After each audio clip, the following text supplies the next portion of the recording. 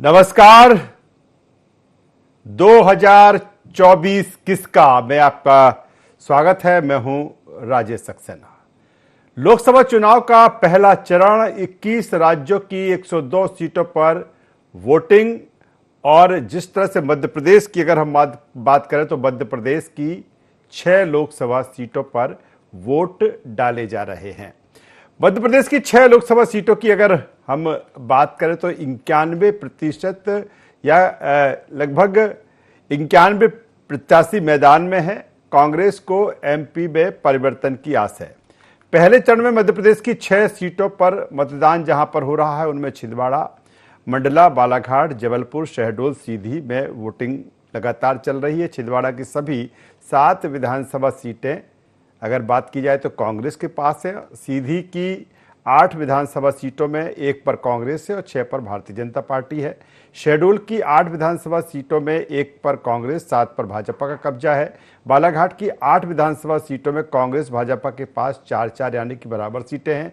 जबलपुर की 7 विधानसभा सीटों में सिर्फ 1 कांग्रेस, बाकी पर भाजपा है। मंडला की 8 सीटों में 2 पर कांग्रेस और बाकी पर भाजपा का कब्जा है। लगातार जिस तरह से सुबह 7 बजे से जो वोटिंग शुरू हुई है और अगर वोट परसेंटेज की हम बात करें 9 बजे तक का जो वोट परसेंटेज है उसमें अगर बात की जाए तो छिंदवाड़ा में तकरीबन 16% के आसपास वोटिंग हो चुकी है। बालाघाट में 16.53% वोटिंग हो चुकी है। जबलपुर में 13.50, मंडला में 16.39, शहडोल में 14.49 और सीधी में 13.57। तकरीबन ये 9 बजे तक का आंकड़ा है, यानी कि 2 घंटे में जिस तरह से वोटिंग हुई। और जो खास बड़े चेहरे हैं मध्य प्रदेश के वो हम और साथ में बस्तर के जहां पर वोट डाले जा रहे हैं वो हम आपको दिखाते हैं अपनी टीवी स्क्रीन पर। और ये देश उत्तराखंड की बात की जाए या फिर हम बात करें मध्य प्रदेश की या बात की जाए उत्तर प्रदेश की या फिर छत्तीसगढ़ की, जहां पर ये मुकाबला है और बड़े चेहरे जो मैदान में हैं वो हम आपको दिखा रहे हैं।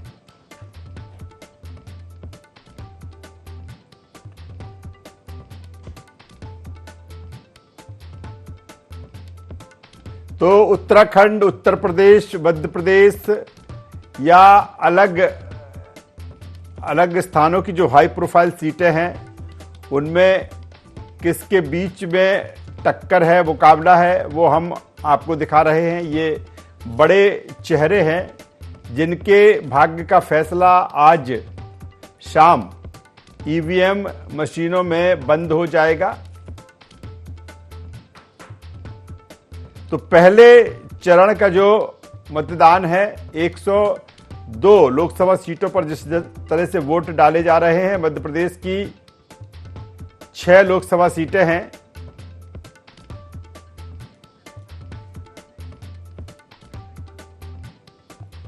तो ये बड़े चेहरे लगातार हम आपको बता रहे हैं जो आज जिनके भाग्य का फैसला होगा। और मध्य प्रदेश की 6 लोकसभा सीटों पर वोट डाले जा रहे हैं। हमने बताया कि 9 बजे तक किस तरह से अभी वोटिंग हुई है, किस तरह से वहां पर मतदान हुआ है, चाहे मंडला की बात करें, छिंदवाड़ा की बात करें, सीधी की बात करें, शहडोल, जबलपुर और बालाघाट की, लगातार जहां पर वोट डाले जा रहे हैं। सीधे पैनल के पास चलेंगे और क्या कुछ इन 6 सीटों का गुणा गणित है उनसे समझने की कोशिश करेंगे, क्योंकि 29 लोकसभा की सीटें हैं और इन 29 लोकसभा की सीटों की हम बात करें तो 2019 का जो परफॉर्मेंस रहा उसमें 1 कांग्रेस के पास में और 28 भारतीय जनता पार्टी के पास में 2019 में सीटें थीं। अब मुकाबला 2024 का। 3 खास मेहमान हमारे साथ जुड़ चुके हैं। सबसे पहले उनका परिचय करा देता हूं। हमारे साथ में हैं वरिष्ठ पत्रकार चैतन्य भट्ट जी, स्वागत करूंगा चैतन्य साहब आपका। हमारे साथ में हैं अमित तांबरे जी, प्रवक्ता मध्य प्रदेश कांग्रेस। अमित जी आपका स्वागत करता हूं।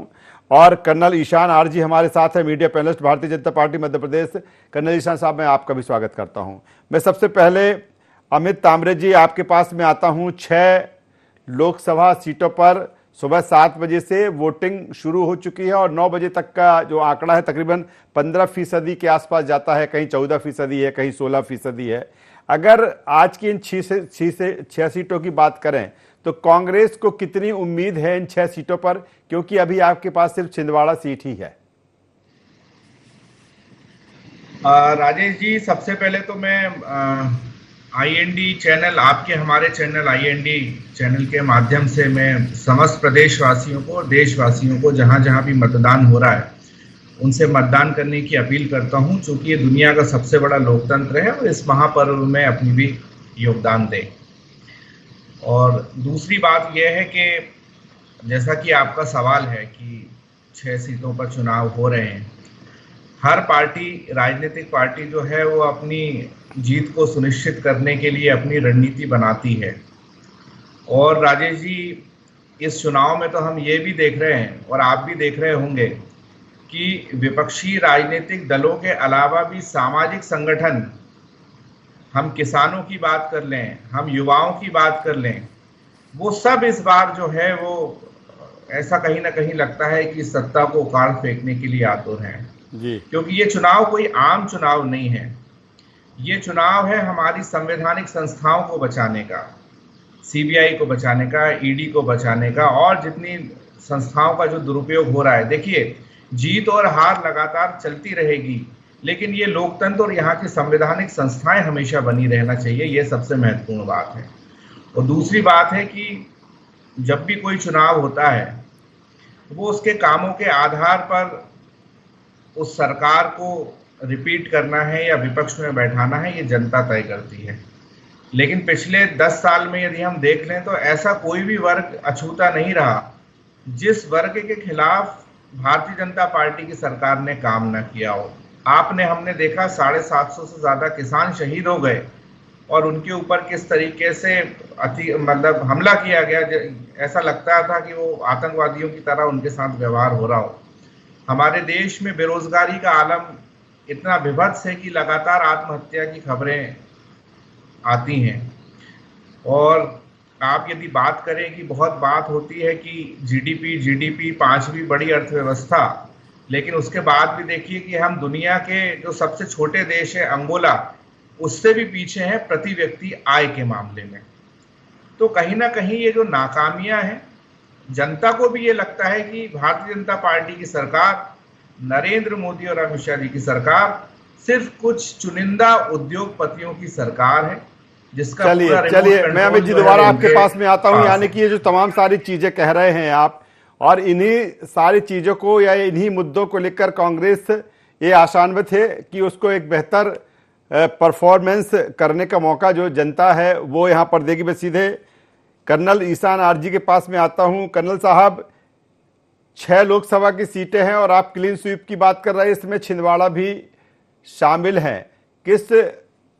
हालांकि तमाम सारे जो दिग्गज जो आपके हैं भारतीय जनता पार्टी के, चाहे पीएम नरेंद्र मोदी हों, अमित शाह जी हों, जेपी नड्डा हों, राजनाथ सिंह हों या सीएम डॉक्टर मोहन यादव हों, किस तरह से, चूंकि छिंदवाड़ा एक ऐसी सीट है कि अभेद गढ़ रहा है और आप क्लीन स्वीप की बात कर रहे हैं, और ये क्लीन स्वीप मुझे लगता है इन 6 सीटों में ही तय होगा, क्योंकि छिंदवाड़ा भी एक अहम उसमें सीट है।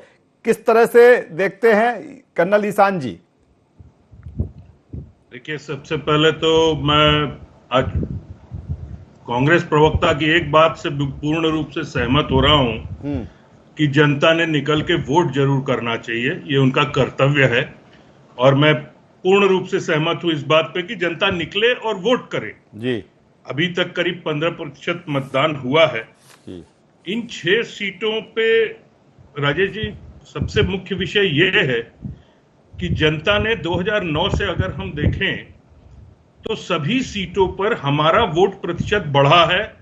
हर चुनाव में जनता ने 2009 में भी हमें जिताया, 2014 में हमको वोट दिया। हमारे संकल्प पत्र के आधार पर जनता को उम्मीदें थी और हम उन उम्मीदों पर खरे उतरे।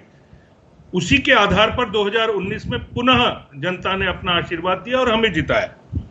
आज का दिन विरोध की बात करने का नहीं रह गया।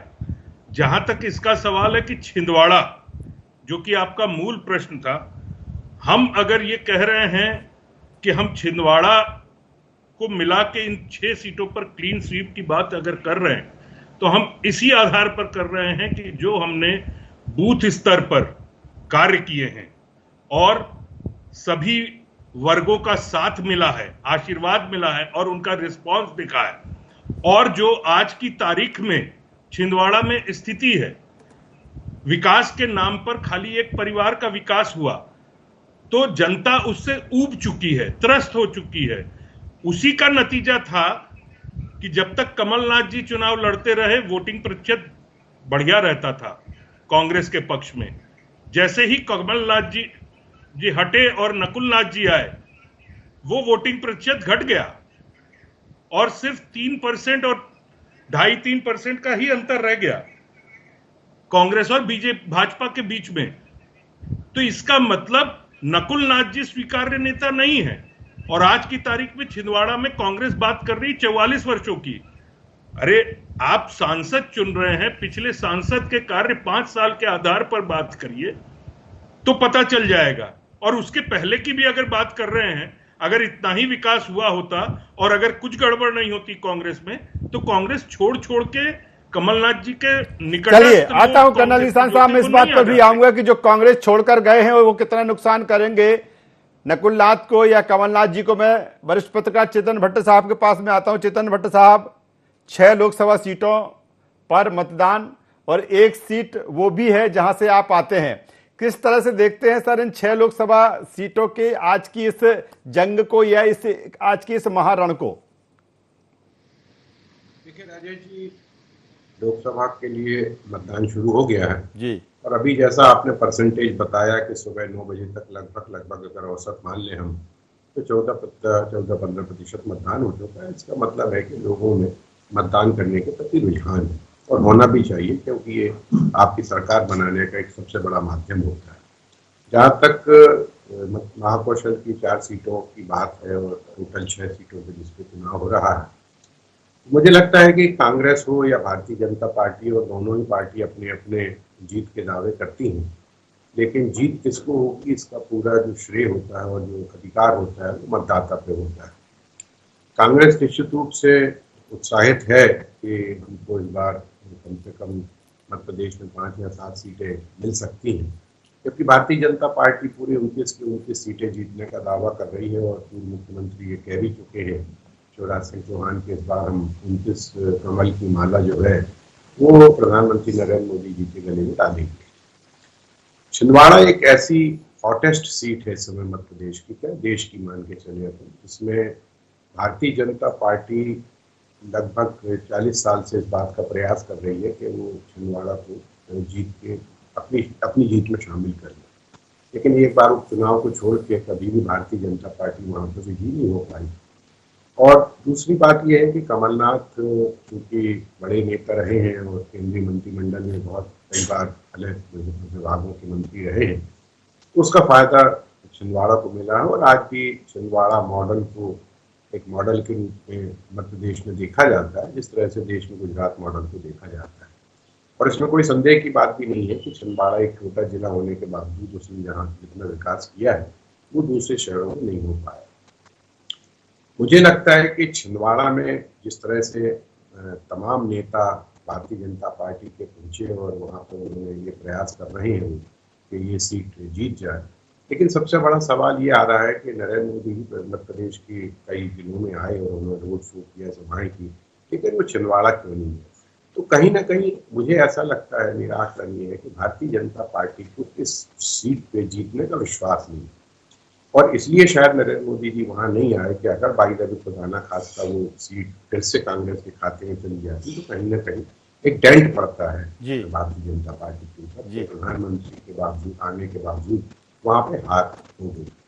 दूसरी बात यह है कि जैसे मंडला सीट है, मंडला सीट में फग्गन सिंह कुलस्ते को एक बार फिर से मौका दिया गया है, जबकि वो पिछली बार विधानसभा में ओंकार सिंह बड़काम से चुनाव में हार गए थे, लेकिन चूंकि कोई वहाँ बहुत बड़ा दूसरा आदिवासी नेता नहीं है, इसकी मजबूरी ने मुझे लगता है कि भारतीय जनता पार्टी को फग्गन सिंह कुलस्ते को एक बार फिर से मैदान में उतारना पड़ा। तो एक तो छिंदवाड़ा हो गया, दूसरा मंडला सीट इसमें काफ़ी कश्मकश की स्थिति है, क्योंकि आदिवासी बाहुल्य जिला है और लोकसभा है और 4 बार विधायक रह चुके हैं प्रकाश मरका, उनका प्रभाव भी अच्छा है। दूसरी तरफ क्योंकि एक एंटी इनकम्पेंसी भी होती है, इसलिए फग्गन सिंह कुलस्ते के खिलाफ हो सकता है कि एंटी इनकम्पेंसी हो जी। तो ये 2 प्रमुख जो सीटें हैं। तीसरा जबलपुर तो खैर मान के चलिए आपके गढ़ है भारतीय जनता पार्टी का। पिछले 20 वर्षों से राकेश सिंह यहाँ पर एज ए सांसद काम करते रहे हैं और अभी उनको विधानसभा का चुनाव लड़ा के मंत्री भी बनाया गया, पीडब्ल्यूडी मंत्री। तो यहाँ एक सबसे बड़ी बात यह है कि बहुत लंबे समय से भारतीय जनता पार्टी का राज है और अभी पिछले विधानसभा में भी से 8 सीटों में से 7 सीटें जो है वो भारतीय जनता पार्टी के कब्जे में गई हैं। मात्र 1 सीट जो है वो लखन घनघोरिया की जीत पाए, जबकि पिछली बार 4-4 सीटें दोनों के पास थी। तो जबलपुर में मुझे लगता है कि और पिछले बार जो राकेश सिंह की जीत का अंतर था वो 4.5 लाख के आसपास था, उसको पाटना बहुत बिल्कुल बिल्कुल। चेतन भट्ट साहब, हम बात आप कर रहे हैं निश्चित तौर पर मंडला की अगर बात करें, छिंदवाड़ा की हम बात करें, जिस तरह से कहा जा रहा है कि मुकाबला वहां पर कड़ा है। मैं एक बार फिर अमित तांबरे जी के पास में आता हूं। अमित तांबरे जी, 2 चीजें काफी अहम है अगर हम कांग्रेस के पॉइंट ऑफ व्यू से देखें। लगातार जिस तरह से कैंपेनिंग चल रही है या फिर इन 6 लोकसभा सीटों पर चली, तमाम सारे भारतीय जनता पार्टी के दिग्गज, जिनका जिक्र मैंने पहले भी किया, पीएम नरेंद्र मोदी से लेकर चाहे वो गृह मंत्री हों या रक्षा मंत्री हों या मध्य प्रदेश के मुख्यमंत्री हों। दूसरी तरफ अगर हम कांग्रेस को देखें तो राहुल गांधी जी की 2 सभाएं ही अभी तक हुई हैं। कोई इस तरह की और कैंपेनिंग या कोई स्टार प्रचारकों की एक लंबी सूची रही है, लेकिन उस तरह से इन 6 लोकसभा सीटों में वो प्रचार नहीं दिखा। क्या वजह रही अमित जी, क्यों इस प्रचार प्रसार में कांग्रेस कुछ पिछड़ी हुई नजर आई? क्योंकि अगर कमलनाथ जी की बात करें तो वो सिर्फ छिंदवाड़ा तक सिमट गए, और अगर हम दिग्विजय सिंह जी की बात करें तो वो सिर्फ राजगढ़ तक ही सिमट गए। देखिए, सबसे पहले तो मैं भारतीय जनता पार्टी के नेताओं की बात का जवाब दे दूं कि आप समझिए इनकी कथनी और करनी में कितना अंतर है। छिंदवाड़ा की जब बात करते हैं तो ये लोग पता नहीं कौन से चश्मे से देखते हैं, कहते हैं कि सिर्फ विकास की बात एक ही परिवार के साथ होती चली आई है। इस बात का ये लोग विरोध करते हैं। दूसरी तरफ यदि हम गुना की बात करें तो गुना में भारतीय जनता पार्टी के एक ऐसे सामान्य कार्यकर्ता जो मेरे मित्र भी हैं, उन्होंने इतिहास रचा और ऐसे परिवार को, सामंतवादियों को हराया। तो हमें तो ये लग रहा था कि जो है वो चुनाव रिपीट होगा और प्रत्याशी भी रिपीट होगा, लेकिन भारतीय जनता पार्टी का आखिर क्या कारण रहा कि वापस गुना लोकसभा में जो है वो परिवारवाद की ओर आगे बढ़ गई। तो ये भारतीय जनता पार्टी का कथनी और करनी में अंतर है। दूसरी बात में जो आपका एक प्रश्न था राजेश जी, यदि हमारे केंद्रीय नेता बहुत आते तो ये आपका ही सवाल होता कि भाई अमित क्या बात है, क्या प्रदेश के नेताओं के ऊपर कांग्रेस की सेंट्रल लीडरशिप को भरोसा नहीं है? मैंने प्रदेश के नेताओं का भी जिक्र किया है अमित जी, मैंने प्रदेश के नेताओं का भी जिक्र किया जी। देखिए, हमें बहुत गर्व है राजेश जी, और ये आप भी जानते हैं, आप मुझसे बड़े हैं, अनुभव में भी बड़े हैं। और कमलनाथ जी हों, दिग्विजय सिंह जी हों या तनखा साहब हों, अरुण यादव जी हों, ये ऐसे नेता हैं जो हमें इन पर गर्व है। देश में के कांग्रेसी नेताओं में इनकी गिनती होती है। तो कहीं ना कहीं हमारे नेता ही मध्य प्रदेश के जो हैं वो पर्याप्त हैं। जीतू पटवारी जी युवा हैं, उमंग सिंघार जी युवा हैं, अरुण यादव जी युवा हैं। तो देखिए आप कितनी तिकड़ी जो है वो काम कर रही है। रोज लगभग 2 लोकसभा में ये लोग जा रहे हैं, तो बहुत ही संतोषजनक है और हम पूरी तरीके से आशान्वित हैं। छिंदवाड़ा और राघोगढ़ को तो आप गिनिए ही मत, ये 2 के आगे आप गिनिए, चाहे मंडला की बात करें। चलिए मैं कर्नल ईशान जी के पास में आता हूं। कर्नल ईशान जी, जिस तरह से अभी चेतन भट्ट साहब भी कह रहे हैं कि अगर मंडला, अगर एक लोकसभा सीट की बात की जाए, छिंदवाड़ा की अगर हम बात करें, साथ में हम बालाघाट की बात कर ले, ये आदिवासी बाहुल्य क्षेत्र है। हालांकि अन्य भी जो सीटें हैं उनमें भी कहीं ना कहीं आदिवासियों का असर है, वोटर का है। लेकिन 2023 में, ठीक है, भारतीय जनता पार्टी ने एक ऐतिहासिक जीत वहां पर हासिल की, और इस वर्ग के लिए लंबे समय तक जिस तरह से लगातार भाजपा के दावे रहे हैं कि तमाम सारी चीजें की है, लेकिन जो आशीर्वाद इस वोट बैंक का विधानसभा चुनाव में मिलना चाहिए था वो नहीं मिला। इस बार कितने आप आशान्वित हैं, क्योंकि तमाम कोशिशें की गई इस वर्ग के लिए, और आप लगातार ये कह रहे हैं कि हमें वोट परसेंटेज बढ़ाना है। अगर इन 6 सीटों की बात करें, इसमें 3 से 4 सीटें ऐसी हैं कि अगर आपका वोट परसेंटेज बढ़ाना है तो इनका आशीर्वाद मिलना बहुत जरूरी है। कर्नल ईशान साहब। राजेश जी, सबसे पहली चीज तो चाहे आदिवासी समाज हो या कोई भी वर्ग हो, हमने कभी उसको एक वोट बैंक की तरह से नहीं समझा है जी। हमने उसको एक समाज का अंग ही माने हैं और सभी जनता के बीच में समानता रखी गई, पहली चीज। दूसरी चीज, जहां तक वोट परसेंटेज बढ़ाने की बात हो रही है, चाहे आप मंडला की बात करें, चाहे बालाघाट की, चाहे छिंदवाड़ा की, हर जगह पे ये आदिवासी समाज हमेशा रहा है। और हमारा जो वोटिंग परसेंटेज की ही बात अगर आप कर रहे हैं तो वोटिंग परसेंटेज हमारा हमेशा बढ़ा है, घटा नहीं है। मैं उदाहरण दे देता हूं, 2014 में मंडला में हमें 48% वोट मिले थे और कांग्रेस को 39% मिले थे।